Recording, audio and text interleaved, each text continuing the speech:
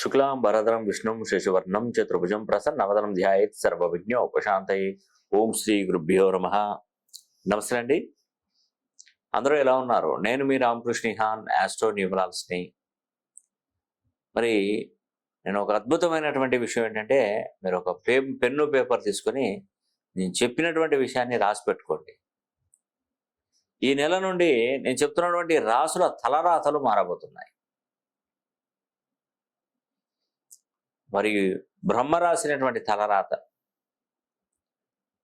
నుదుటి రాత మార్చుకోబోతున్నారు. ఎప్పుడైనా గుర్తుపెట్టుకోండి, ఎప్పుడు జీవితం ఒకేలా ఉండదండి, గుర్తుపెట్టుకోండి. ఒక చిన్న విషయం చెప్తాను చూడండి. ఒక ఒక ఫార్చునర్ కారు ఉంది ఒకటి, దానికి సుమారుగా ఒక 60 లక్షల రూపాయలు ఉంటుంది. ఒక నార్మల్ ఒక చిన్న కారు ఉంది అనుకోండి, ఇది టాటా నానో కారు ఉంది అనుకోండి ఉదాహరణకి. అది సుమారుగా ఏంటంటే 1 లక్షలు 2 లక్షలు పెడుతూ నానో కారు వస్తుంది. సెకండ్ హ్యాండ్లో కొంటే 50,000కి వస్తుంది కావచ్చు. ఈ 2 కార్లు పక్క పక్కన పెడతాం, ఫార్చునర్ అండ్ నానో. ఈ 2 కార్లు స్పీడ్గా పరిగెత్తాలి. ఈ 2 కార్లు అంటే ఏది స్పీడ్గా పరిగెత్తుతుంది? ఫార్చునరే స్పీడ్గా పరిగెత్తే అవకాశాలు ఎక్కువగా ఉంటాయి, నానో తక్కువ. ఎందుకంటే దాని ఇంజన్ కెపాసిటీ తక్కువగా ఉంటుంది, దాని స్పీడు తక్కువగా ఉంటుంది. కానీ దీని ఇంజన్ కెపాసిటీ, దాని సీసీ అనేది కూడా ఎక్కువగా ఉంటుంది. కాబట్టి కొడితే వెళ్ళిపోతుంది. మొత్తం టోటల్గా 150-200 అయినా కూడా ఫార్చునర్ ఎగిరిపోతుంది. దీనికి అంత కెపాసిటీ లేదు. ఇది 100 పోతేనే 60-70-80 పోతేనే ఆ ఇంజన్ షేక్ అవుతూ ఉంటుంది. ఈ రెండింటి కార్లకు పోటీ పెడితే ఏమైందంటే, మనం ఈ ఫార్చునర్ ఇచ్చినటువంటి కారుకి గుంతలు గుంతలు ఉన్నటువంటి రోడ్డును దీనికి ఇచ్చాము, ఫార్చునర్కి. నానో కారుకు మాత్రం మంచిగా తార్ రోడ్డుని ఇచ్చేసాము. అప్పుడు ఏ కారు స్పీడ్గా పరిగెడుతుంది, లక్ష్యానికి చేరుతుందండి? వీళ్ళకు ఒక 20 కిలోమీటర్ల లక్ష్యం ఇచ్చాము. 20 కిలోమీటర్లు ఇది పోతుందా ఇది పోతుందా, కానీ రోడ్డు వీళ్ళకు కరెక్ట్గా ఇవ్వలేదు. రోడ్డు అనేది ఈ నానోకు కరెక్ట్గా ఇచ్చాము. ఇప్పుడు ఏది స్పీడ్గా వెళ్తుందండి? నానో కార్ వెళ్తుంది. అంటే దీనికి బట్టి మీకు ఏమర్థమైంది అంటే, చాలామంది అంటారు, మా కొడుకు తులారాశిలో పుట్టారండి, మా కొడుకు లక్ష్మీ నరసింహస్వామి నక్షత్ర జాతకంలో జన్మించాడు, శ్రీరామచంద్ర జాతకంలో జన్మించారు, గజకేశ్వరి యోగం ఉంది, అన్ని యోగాలు ఉన్నాయి, అదృష్ట యోగం ఉంది, ఏ పండితులు చూడు చాలా అద్భుతంగా చెప్తున్నారు, బ్రహ్మాండమైనటువంటి యోగకారకుడు కారణ జన్ముడు అని మా పండితులు చెప్తున్నారు అని మనం అనుకోవడం కాదండి.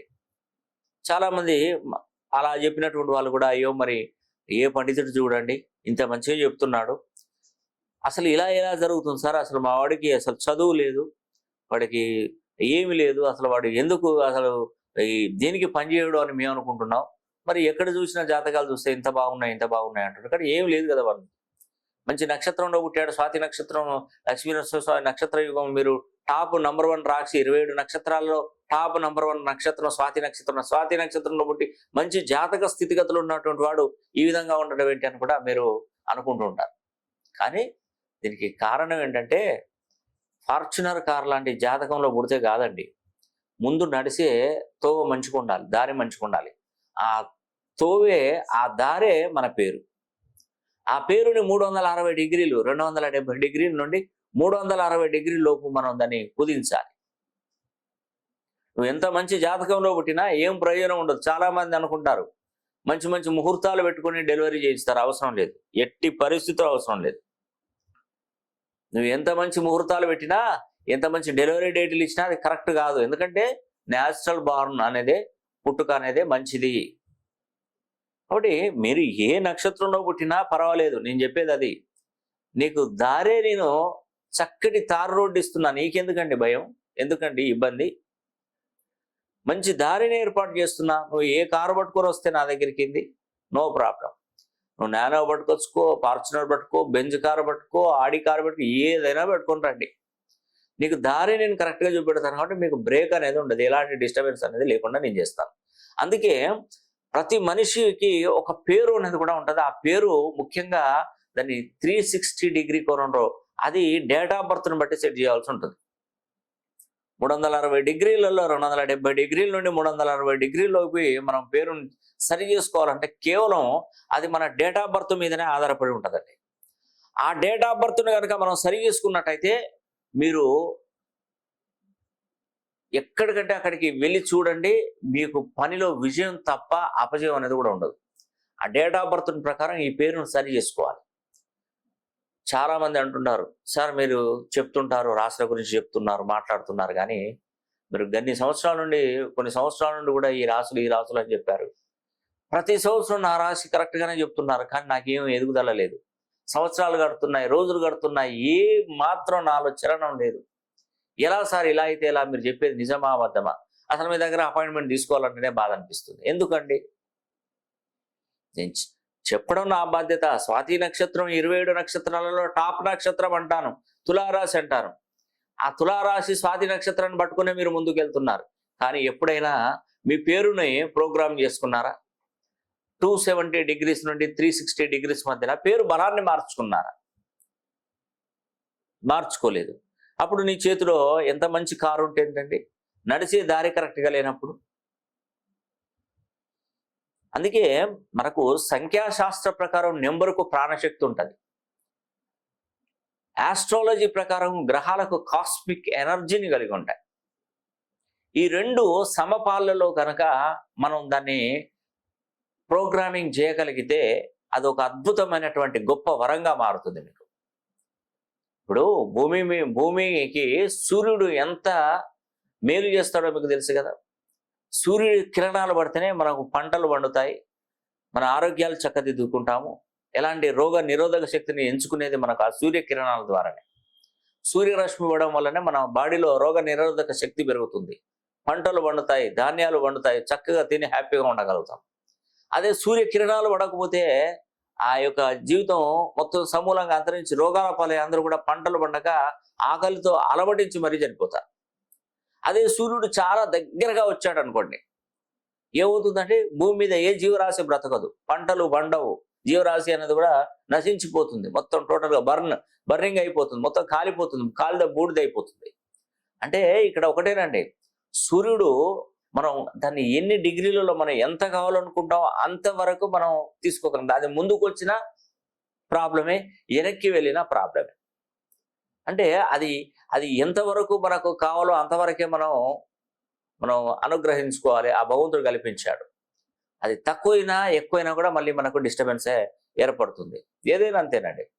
మొన్న ఒక అతను ఏదో డెంటల్ హాస్పిటల్కి వెళ్ళాడండి.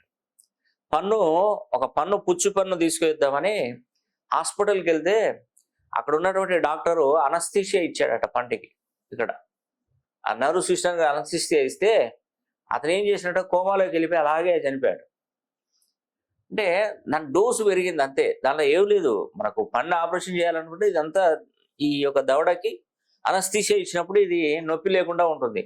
ఎక్కువ ఇచ్చే వరకు బ్రెయిన్కి ఎఫెక్ట్ అయిపోయింది. ఆ కోమాల నుంచి అటే స్వర్గానికి వెళ్ళిపోయాడు. చూడండి, అంటే అది ఎక్కువ ఇచ్చినా మోసమే, తప్పే. తక్కువ ఇచ్చినా ఆ బాధను తట్టుకోలో మనం ఆపరేషన్ చేయలేడు. అది ఇచ్చే మోతాదులో అనస్థీషియాలజీ చేసి ఉన్నటువంటి డాక్టరు తను ఆలోచన పెట్టి ఆ యొక్క ప్రోగ్రామింగ్ చేయగలిగితేనే అది అతనికి మేలు జరుగుతుంది. అంతేగాని ఏదో మన ఊళ్ళో ఉన్నటువంటి ఆర్ఎంపీ, పిఎంపీ, డిఎంపీ ఇవన్నీ డాక్టర్లకి అనస్థీషియా ఇస్తే పనిచేస్తుందా? పనిచేయదు. దాని గురించి శాస్త్రం తెలిసినటువంటి వాళ్ళు మాత్రమే ఈ ప్రోగ్రామింగ్ చేయాల్సి ఉంటుంది. అందుకే నేను చెప్తున్నాను, పేరులో సంఖ్యాబలాన్ని సరి చేయడానికి ఒక ప్రొఫెషనల్ న్యూమరాలజిస్ట్ మాత్రమే కావాలి. ప్రొఫెషనల్గా ఆస్ట్రాలజీ తెలిసినటువంటి వాళ్ళు మాత్రమే కావాలి. వాళ్ళ ద్వారానే మీ జీవితం బాగుపడుతుంది. మామూలుగా మనం చేస్తే ఎటువంటి పరిస్థితులలో కూడా మనకు బాగుపడదు. మామూలుగా చేస్తే పనిచేయదండి. ఒక ప్రొఫెషనల్ న్యూమరాలజిస్ట్ని ఎంచుకోవాలి. మీరు ఎంచుకునే బాధ్యత మీది. ఏదో మేము కరెక్షన్ చేసుకున్నామండి, ఏం లేదు అంటే ఒక న్యూమరాలజిస్ట్ చేసిన తప్పుకి ఇంకొక న్యూమరాలజిస్ట్, ఆస్ట్రాలజీని మనం తప్పు పట్టని అవసరం లేదు. ఈ న్యూమరాలజీ, ఆస్ట్రాలజీ కూడా ఒక సముద్రం లాంటిది. సముద్రంలో మురికి కాలువలకు ఉంటాయి. ఎన్ని నీళ్ళు వచ్చి సముద్రంలో వెళ్ళినా ఆ సముద్రం మలిన పడదు. గుర్తుపెట్టుకోండి, అది మహాసముద్రం. జీవితకాలం వాటరు మురికి నీళ్ళు వచ్చినా కూడా అది ఆ సముద్రం దాంట్లో కలుషితం కాలేదండి. అది కాబట్టి శాస్త్రంలో ఎవరు చేసిన తప్పుకో ఎవరికో రిజల్ట్ రాలేదని చెప్పేసి ప్రతి ఒక్కరిని తప్పుపట్టడం మన బాధ్యత అనుకోకూడదండి. అది ధర్మం కాదు. కాబట్టి నేను చెప్పేది ఏంటంటే రాసి పెట్టుకోండి. నేను చెప్తున్నటువంటి ఈ యొక్క రాశులైనటువంటి ధనస్సు రాశి, మకర, మిథున, కర్కాటక ఈ 4 రాశులలో పుట్టినటువంటి వారు గుర్తుపెట్టుకోండి. వారి యొక్క తలరాతలు ఈ నెల నుంచి మారబోతున్నాయి. వీరు అదృష్టవంతులు కాబోతున్నారు.